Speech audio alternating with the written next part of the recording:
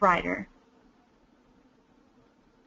Okay, well, thank you very much, Kathy. Thanks for the nice introduction. And thanks, Polly and CFHA, for organizing this. And thanks to all of you for attending. I know it's the middle of the workday for most of you, so it really means a lot that you would take time out to attend this webinar. So, let's launch right into it. The first thing I need to make sure everyone knows is my disclosures here. So, as Kathy mentioned, I do have a couple of books that pertain directly to the PCBH model, which is what we're going to be focusing on today. So I think I get around about 2.5 or 3% of the book sales or something like that. So if you all buy a copy, then I'll take somebody out to lunch.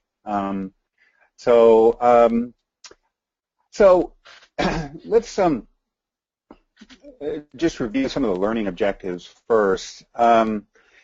I have to say that I'm a little self-conscious about the title that I gave to this talk, just upon reflecting on it, Myths, Mistakes, and Misconceptions. It sounds a little judgmental. I didn't mean for it to come across that way, but so I'm sure there could have been better titles. But really what I want to do today is to, first off, to just provide an overview of the PCBH model. What are the common components of the PCBH model?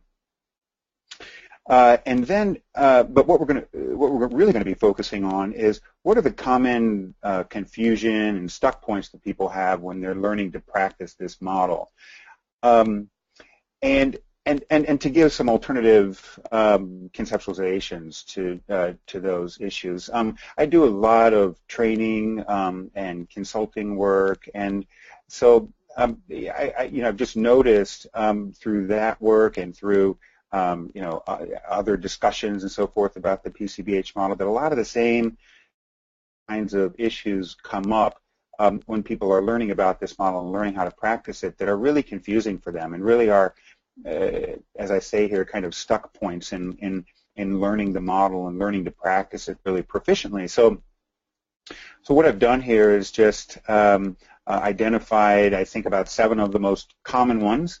And we're just going to kind of walk through those, and I'm going to give you my view of an alternative kind of way of looking at some of these issues. What I should emphasize is that I am just giving you my view, and there are many experts out there in the PCBH model, and while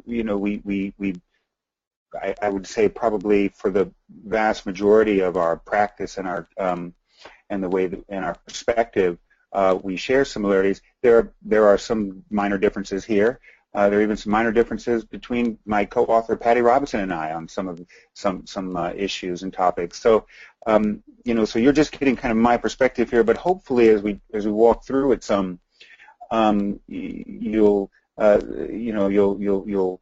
we may spark some new ideas that are helpful as people are learning more about this model.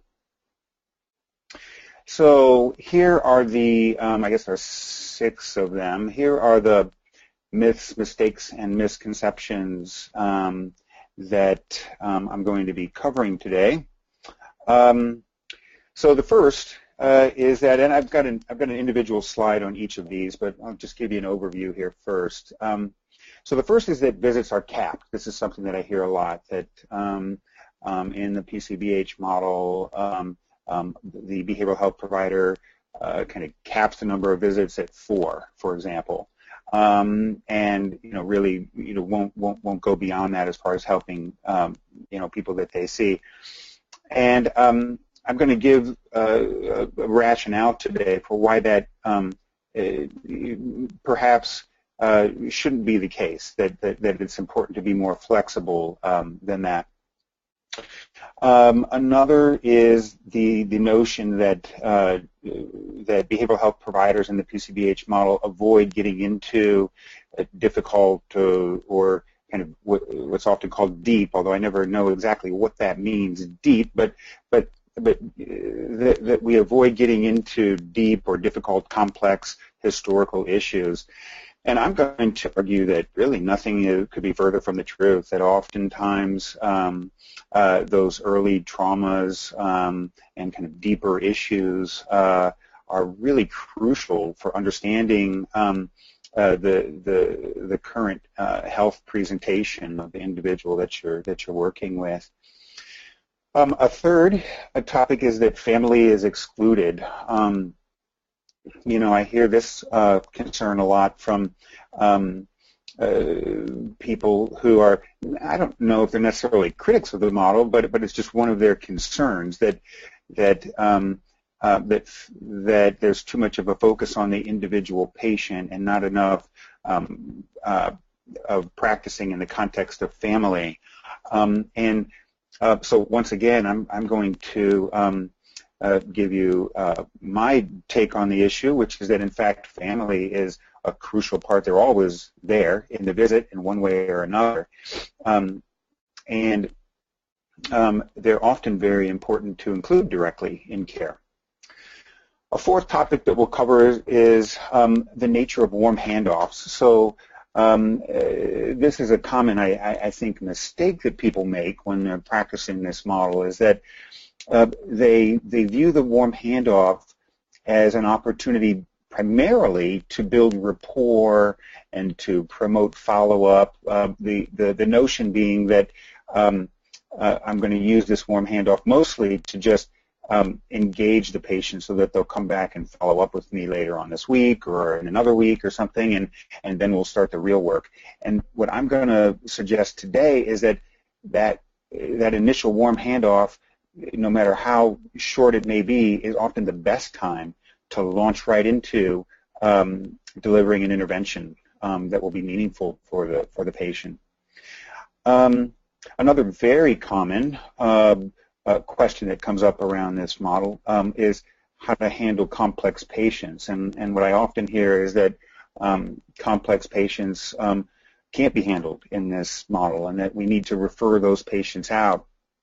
And so we're going to talk a little bit today about why I think that this model actually can work very well for a lot of complex patients, and we'll talk about some of the assumptions that go into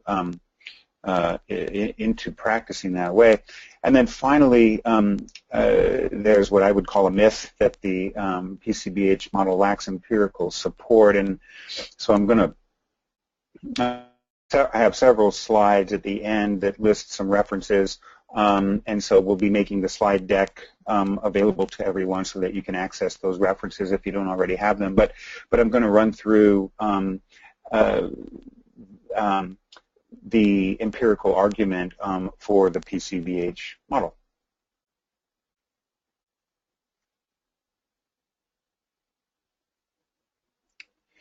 All right. If I can get the next slide to go. There we go. Okay, sorry about that.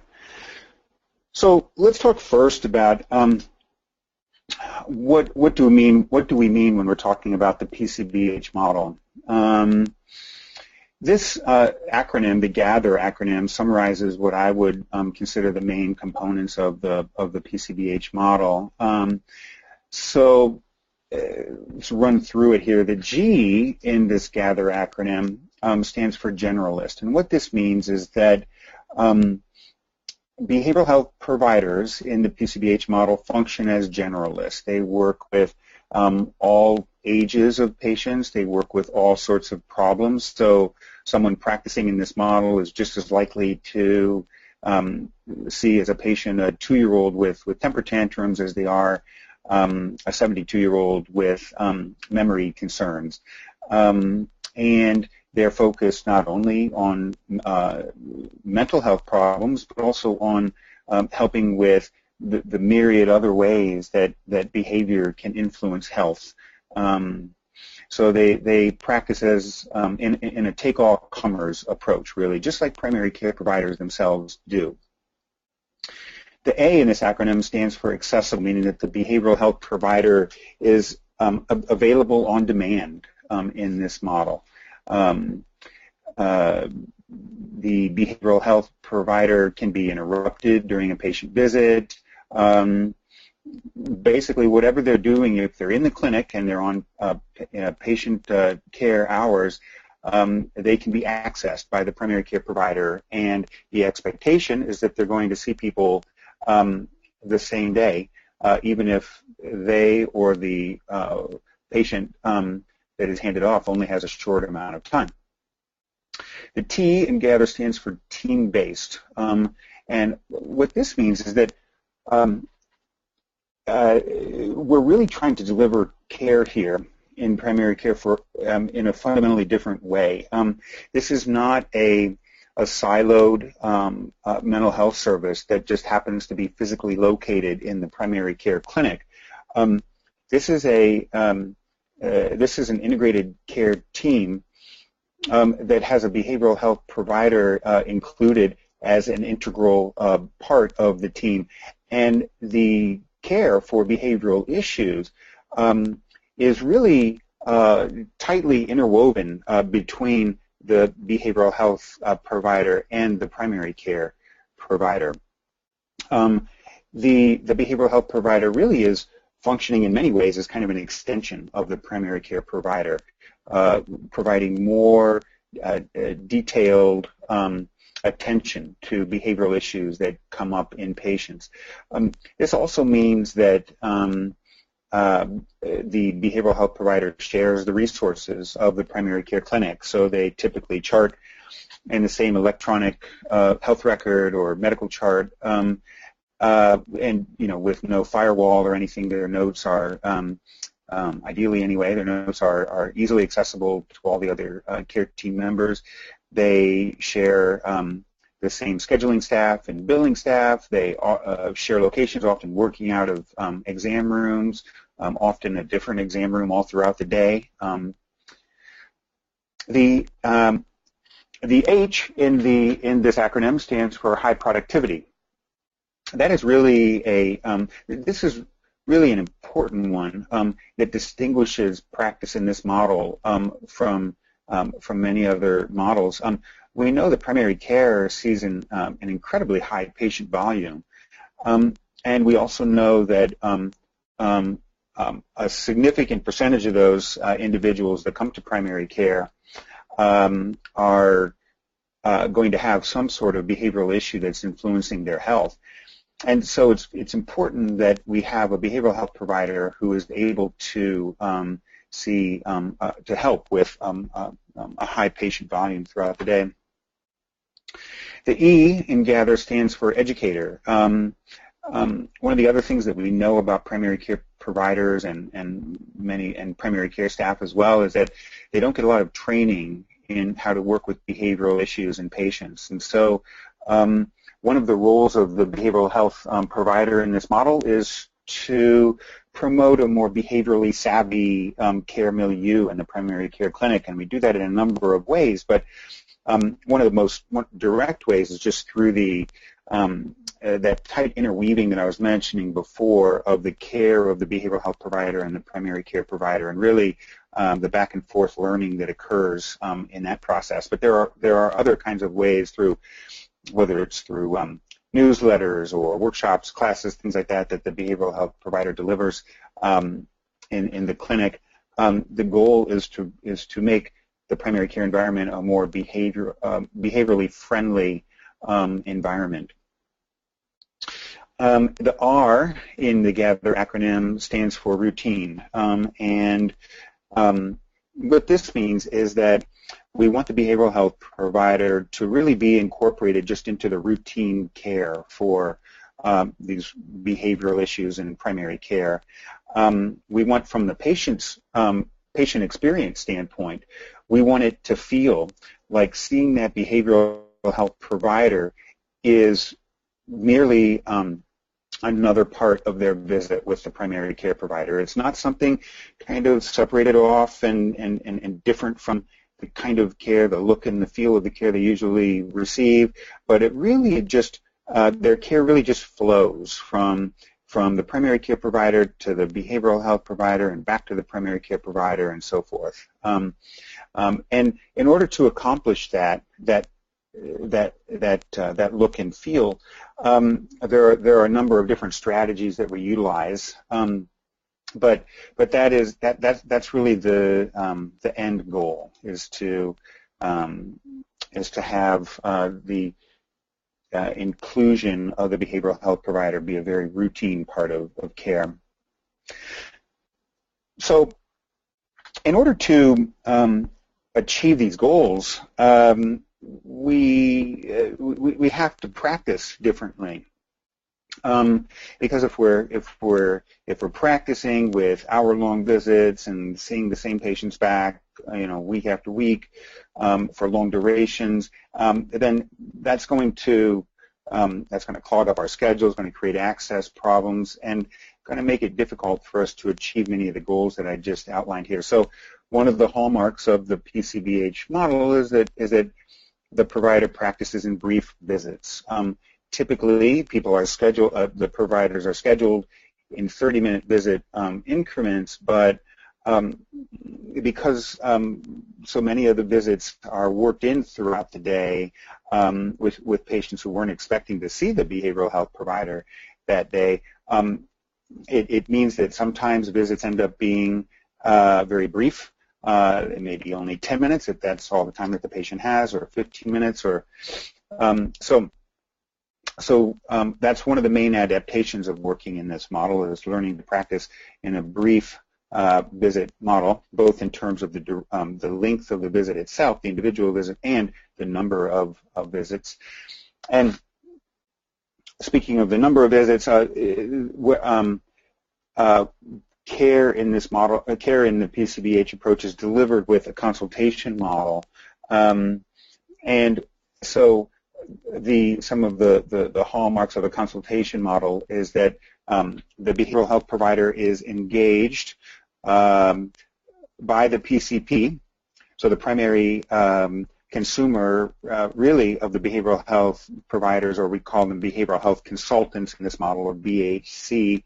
So the primary consumer of the BHC service is really the primary care provider, the PCP. The goal of the BHC is to help the PCP to better help their patient, right?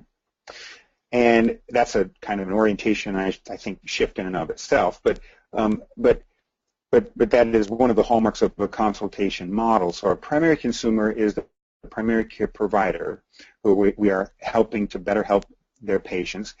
And what that looks like in terms of our involvement is that we stay involved along with the primary care provider. We stay involved with following up with the patient until things are going in a better direction for the patient, whatever that means. It might mean an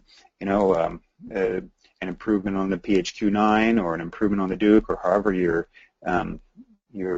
gauging your outcome.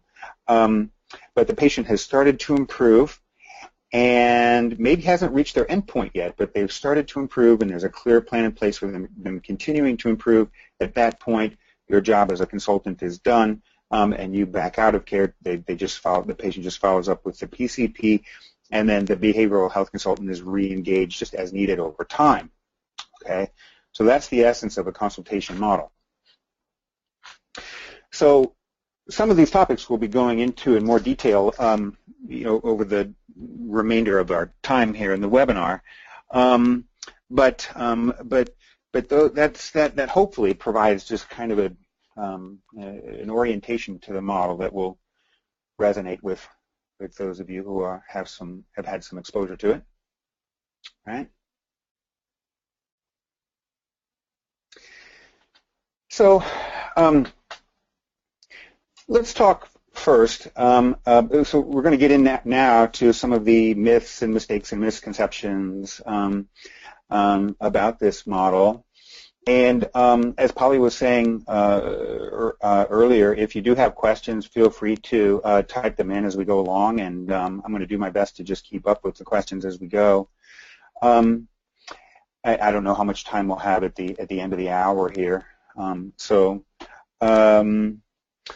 one of the first, what I would call a misconception, is that the number of visits in this model are capped, and like I was saying earlier on, I often hear, well, you only see people for 3 visits, right? Or you only can see people for 4 visits, right? And what do we do after that 4th visit, right? So I'm going to take a little bit longer time in answering this question and this issue than I will on some of the subsequent slides, because I think there's a lot involved in kind of answering this misconception. One of the the short answer, I guess, to this concern is that I would say we do not cap visits in this model. And why don't we cap visits in this model? Well, for starters, consider that we're practicing, as I was just describing there, in a consultation model. And what that means is that patients are followed until improvement has been noted in some way. They're on a path to doing better. There's a clear plan in place for continuing to improve. And at that point, the behavioral health consultant backs out of care. The patient just follows up with the PCP, and the BHC can be re-engaged in care as needed. But one of the things that we have to keep in mind here is that improvement is going to come for people, and it will come for most people, all right, but that improvement is going to come for people at different rates. So I think one of the basic assumptions that you have to have when practicing this model is you have to be coming at your clinical visits from a skill building and a functional restoration orientation. Okay, what do I mean by that? Well, I would ask you, when you sit down with a patient, what do you see when you look at that patient? Do you see bipolar disorder? Do you see chronic methamphetamine dependence? Do you see borderline personality disorder? Right? Or when you sit down with that patient, do you see an individual who has learned over the course of a lifetime and from many different sources a variety of skills for responding to stressors that have come up for them in their life? Because I see the latter. I see the second. And so this is what I mean by that you have to assume a skill building or functional orientation. What we're talking about, I think, in order to for all of this to make sense, really, is a departure from the standard kind of medical model way of thinking that we were all trained in. Right? So when I sit down with an individual, I'm conceptualizing what's going on from a basic behavioral standpoint. I'm picturing, as I was saying a minute ago, an individual who has learned a number of skills throughout their life. Some of those skills have been adaptive and have proven helpful for responding to stress. Some may be maladaptive. So, as a couple of examples, a maladaptive skill may be that an individual has learned that if they drink alcohol, they feel better, all right, at least in the short term. That would be, so that's something that they have learned through basic behavioral principles throughout their life, all right. An adaptive skill that they may have learned is that if they go for a walk when they're feeling stressed, that they feel better, and that has healthier, and we know that has healthier implications for them in the long term. So when I sit down with an individual patient, my goal is to try to identify the adaptive skills, the skill strengths that they have, and to try to draw those, come up with an intervention that's going to draw those skills out from that individual. They may have learned in the past to use walking as a coping skill, but maybe for the last 6 months they've gotten away from that. They've stopped their exercise, for example. So that would be an example of a strength that I might be trying to re-engage them with as a result of my intervention. I'm also looking for skill building opportunities, all right, because there may be skill deficits that an individual has. They may benefit, for example, from learning how to learning a relaxation skill that can help them to kind of calm down their their hyperarousal. That may be something that no one had ever taught them before. Okay, so when I sit down with an individual, that's what I'm looking for to help guide me to an intervention. Is what is that individual's skills strengths, and what are that individual's skills deficits, and that's where I'm going to focus my intervention. Coming up with, I'm going to try and focus on addressing either or both of those in a way that's going to be meaningful for that patient and reasonable, realistic for that patient to work on. Now, one of the things that we know about how people learn skills is that they learn at different rates, right? So I played a lot of tennis when I was younger, and I started at a young age, and man, did I put in the hours. I would be down there smacking the ball against the wall by myself if I couldn't find anybody to practice with for hours on end some days. I took every opportunity I could to get lessons and to practice and so forth. Truth be told, I never really got to be all that good. A good friend of mine, by contrast, started playing tennis when he was in his mid-teens, maybe 15 years old or something like that. And within a year, he was beating me. I don't really want to talk in a lot of detail about this. It's still traumatic for me. But the point of this story is that he learned those skills at a much faster rate than I did, right? And that's the way that learning happens. Whether we're talking about learning how to play the piano, learning how to play tennis, or learning how to do a relaxation technique, or learning how to go for a walk. All right, people learn at different rates. So it's never really made a whole lot of sense conceptually to me to say that we're going to put a visit cap on any given interaction with a patient, because we know that some people are going to pick up on the skills that we're working with them on rather quickly and start to show improvement rather quickly, and we know that other people are going to take longer, all right? Because people just learn at different rates. But the other assumption here that I think is important to keep in mind is that that is another kind of basic principle of learning, is that an individual is never really done learning. Okay, I'm never really done learning how to play tennis. I can always improve. Believe me, there's plenty of room for improvement, even after all these years. An individual can always learn to get better at relaxing themselves, all right? And we're all going to go through with any behavior that we're trying to manage, whether it's eating a healthy diet, exercising more, managing our anxiety, managing those depression symptoms. We're all going to go through phases in our life where we do better at managing those symptoms and phases where we don't do as well at managing those symptoms and those skills. And so our role in primary care, as I see it, is to be there and to be available for patients when they're really in one of those times in their life when they are struggling with managing whatever their concern is. An easier way perhaps to conceptualize this is by thinking about diabetes. Once an individual is diagnosed with diabetes, they never are cured of that diabetes. An individual never does not have diabetes after having diabetes, but depending on how well they manage it, and granted, depending on other things as well, genetics and so forth, but depending largely on how well they manage their condition, they could live a very healthy, satisfying life, even though the symptoms of diabetes are still there. All right, but what we know is that about how people manage their diabetes is that they go through periods of their life, most people, where they are doing okay with managing their diabetes, and then at other periods of their life, perhaps because there's been a lot of change going on or they have a lot of stress in their life or something like that, they're having trouble managing their diabetes. And so what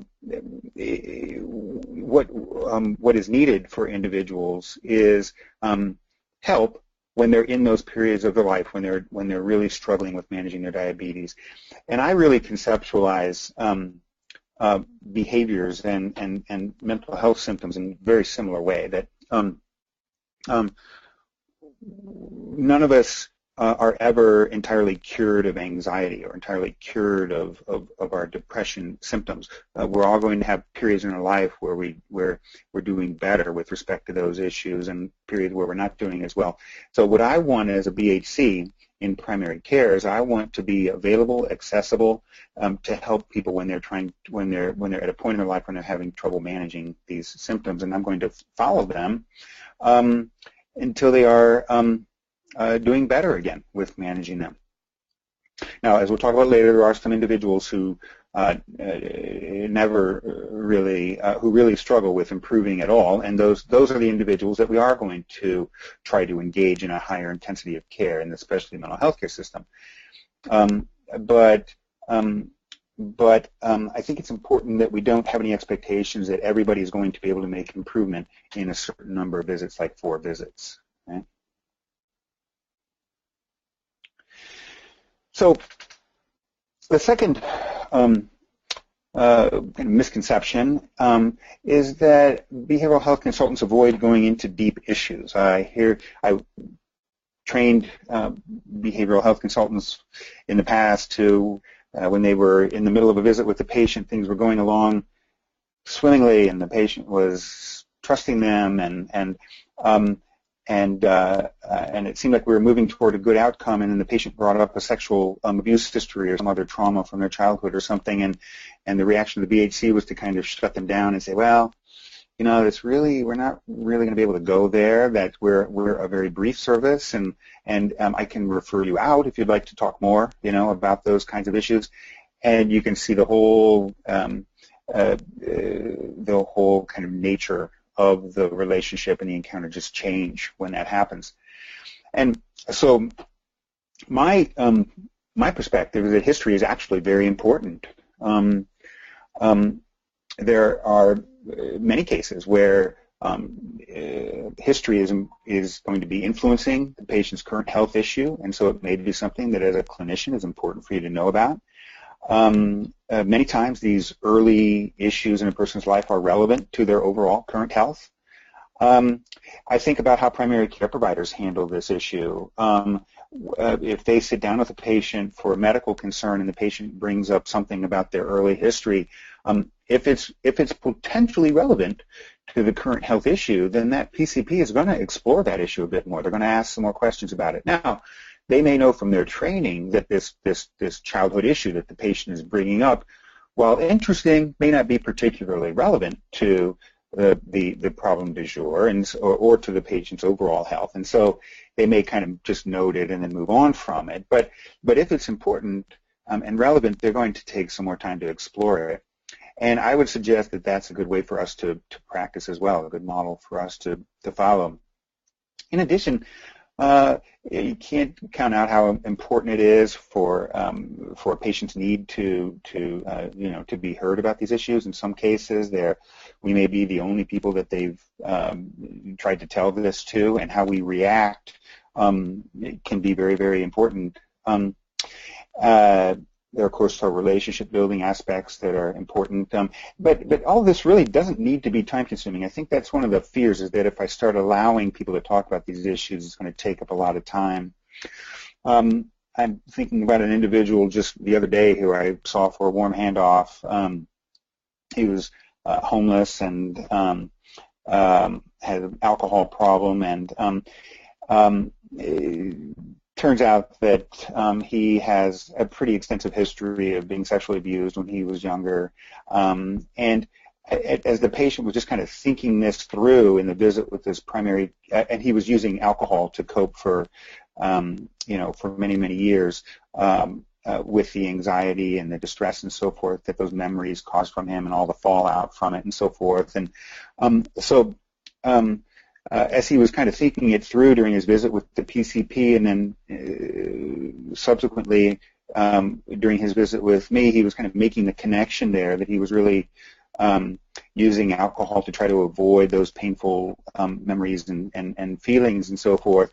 He had never told anyone about this abuse before. And so, I think, it probably things would have really gone in a different direction, probably not gone well had I shut him down and not allowed him to talk at all about that connection to his early sexual abuse. But in the span of about 25-minute visit, he was able to tell me about that abuse history connected to his alcohol use and walk out the door with a self-management goal that involved drinking less so that he could feel that anxiety and practicing a relaxation technique when he was feeling that anxiety.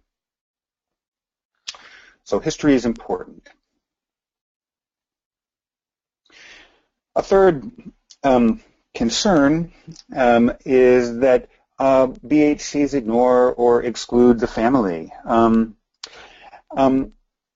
I can tell you that very commonly throughout my day, I mean, in probably a quarter to a third of my visits, the family is directly involved, meaning they're in the room with the patient. I think it's really important to keep in mind that one of the hallmarks of primary care is that it's practiced in the context of family, right? Family and community. This is one of the defining components from the Institute of Medicine of what constitutes primary care, right? That it's practiced in the context of family and community. So just from in terms of how we conceptualize a patient's needs and the care that they need and so forth, it's really impossible, I think, to leave the family out, and you're probably not going to do as good of a job meeting the needs of patients in many cases if you do that. So sometimes families are involved for the purpose in BHC visits for the purpose of relationship building. This may come in the form of a couple coming in together for some help on their relationship, or a family coming in to work on a family relationship. Now, it is important. We have brief visits in this PCBH model, so it is important that if you're going to be bringing in multiple people in the course of a visit and expecting them all to have some role in the visit, that you have very targeted goals that you worked out ahead of time with all the involved parties.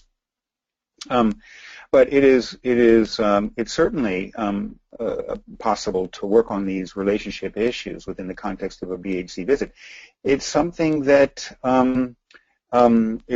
primary care providers do all the time in 15-minute visits. I just had a primary care provider the other day telling me about an older individual who was having early dementia problems, and she had brought in the entire family to talk about to focus her 15-minute visit on how they were all handling this diagnosis and trying to do some education with them and some basic support around them. And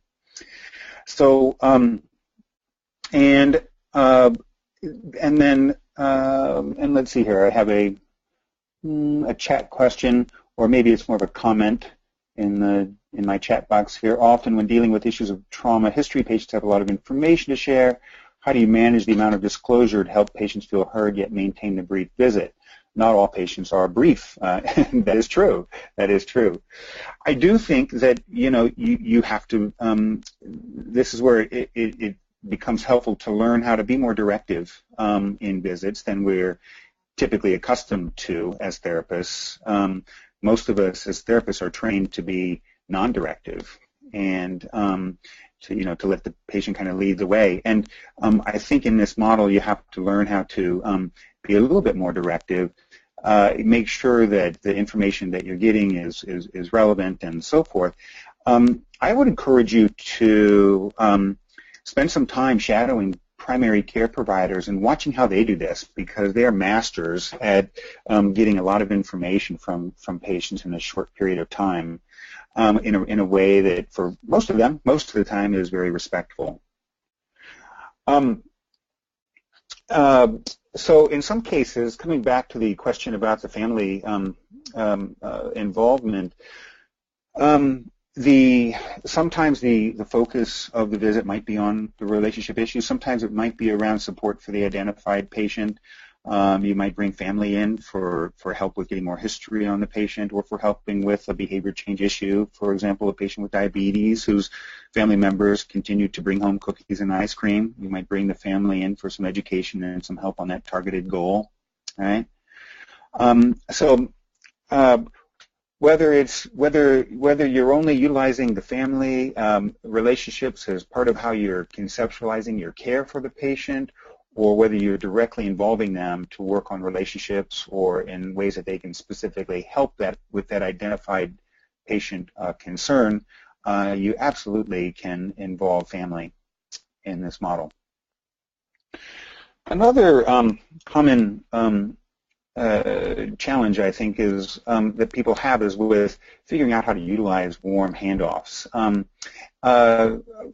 Oftentimes, I'm thinking of some training I was doing not too long ago, where I was doing some shadowing, and this new BHC was given a warm handoff for a patient, and went into the exam room, and the whole process looked like it was going well, and we spent about 10 minutes with that patient, because that was all the time that the patient had.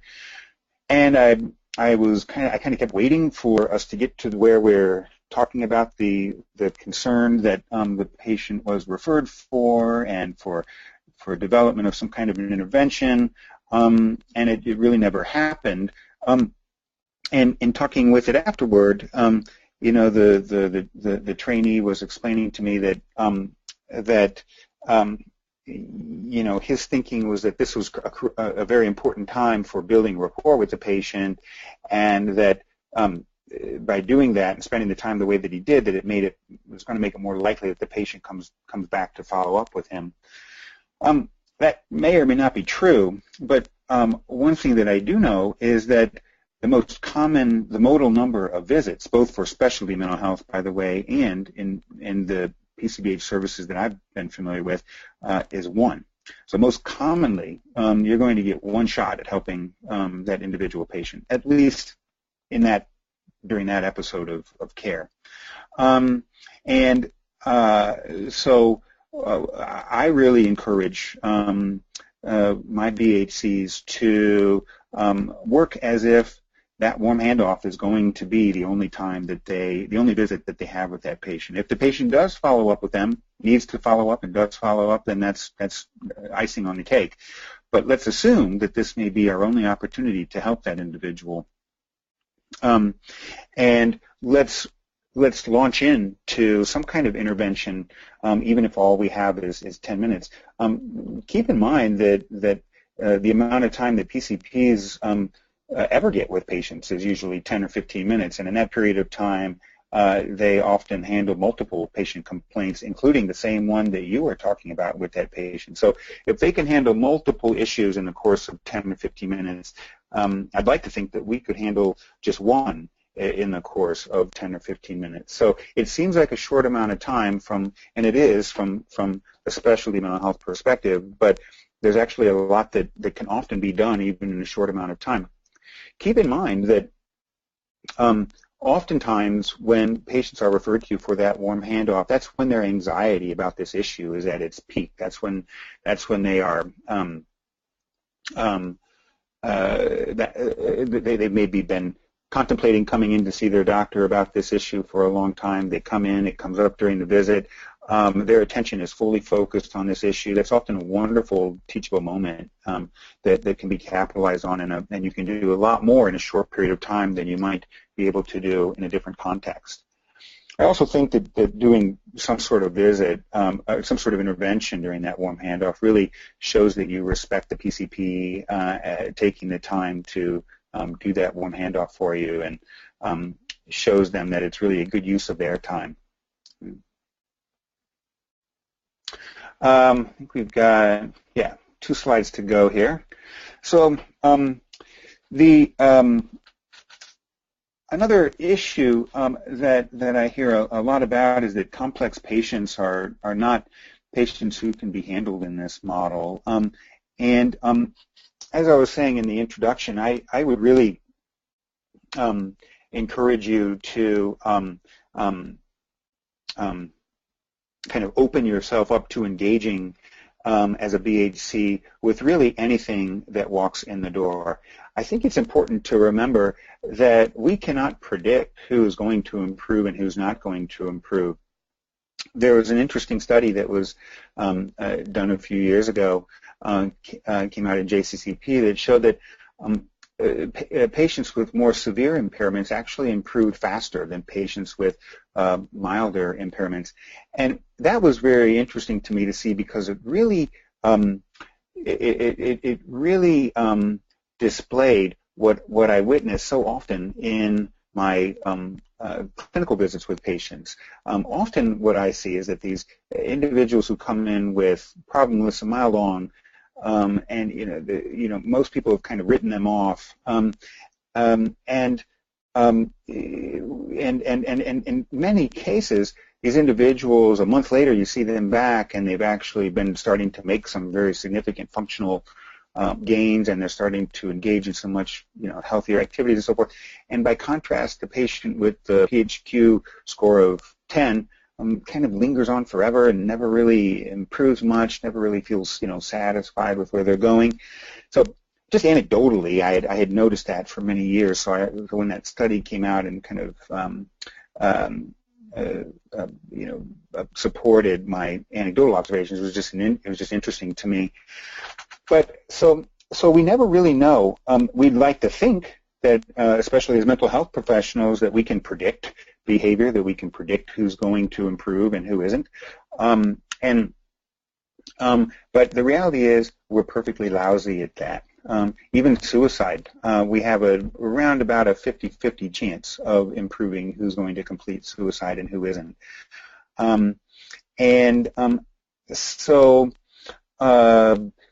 So I think it's important that we go into visits with an open mind, and this is where I think backing off from that medical model conceptualization that we were talking about in that first slide is so important, because if you go in and you see borderline personality disorder, your first thought is, I'm not going to be able to help this person, right? But if you go into that visit and you're thinking from a more functional, skills-based orientation, there is most certainly something that you can start working on with that patient that would be a functional improvement for them. I think it's also important just to remember that we are practicing as consultants in this model. So our primary consumer is the PCP, and our first obligation really is to try to help the PCP. And so we're not of much help if the PCP is seeing these patients back, and they're presenting with these complex mental health issues, and we're not engaging at all. We're saying they're too complex for us to be involved with. If an individual is coming into primary care and they are utilizing the PCP and they're not functioning well, it's very important that we be willing to engage and try to help out. Now, it is true, of course, that there are some individuals who are simply not going to improve with the care that we provide in primary care. And though the individuals that after we've tried to help them in primary care, if we've given it the old college try and they're still not improving, those are the individuals that it's usually a good strategy then to refer out to the specialty mental health care system. This is the way that primary care is supposed to work, right? Primary care is supposed to be the first stop for the vast majority of individual health care needs. And they are the first attempt at care. And if an individual is not improving with that care delivered in primary care, then that's when they engage the specialty care system. And that's the case whether we're talking about dermatology or cardiology or mental health, right? So what this is really about is it's saying we're going to embrace the mission of primary care. Now, in a message here that I got in a comment from one of you attendees, you actually just preempted me about what I was just going to say. The message says, at times PCPs want to refer patients out due to management of medications that the PCPs don't feel comfortable prescribing. And that is absolutely right.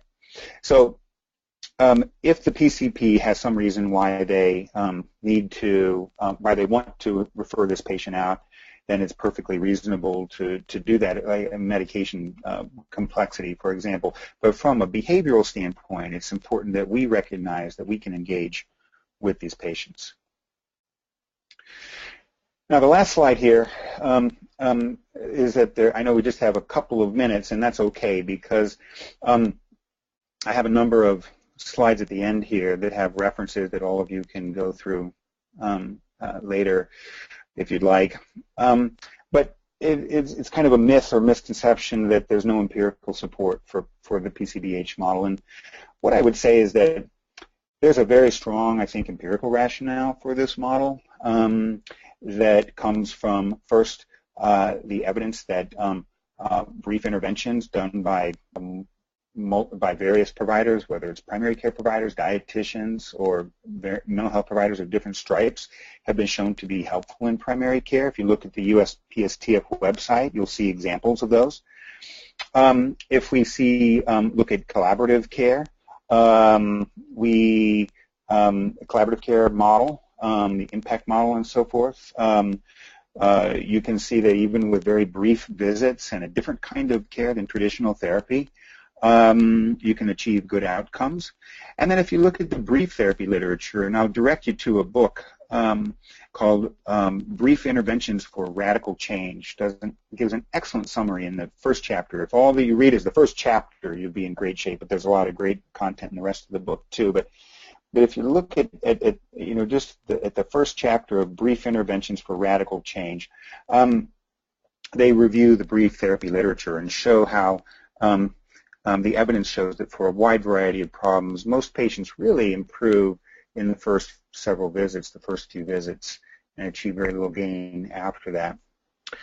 In addition to that, there really have been a number of studies that have looked at outcomes from the PCBH model, both in terms of clinical outcomes with individual patients and systems outcomes, and have shown some very positive outcomes. So I would argue that not only is there a strong empirical rationale for the structure that we utilize in the PCBH model, but there have also been studies that have looked at clinical and systems outcomes of the model that have shown good outcomes.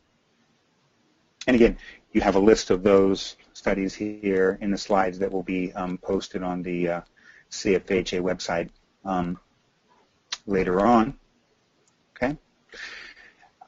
So that takes us up to, I believe, the end of our time here. There was one remaining comment that said, if you had time, can you comment on the role of psychiatry? I think that's just really, psychiatry is not part of the PCBH model. It's a typical component of many integrated care systems it's important to address. But I think the ways that organizations do that really vary a lot, and it's really kind of a different topic from the PCBH model. It's an important topic, but it'd be a great topic for another webinar.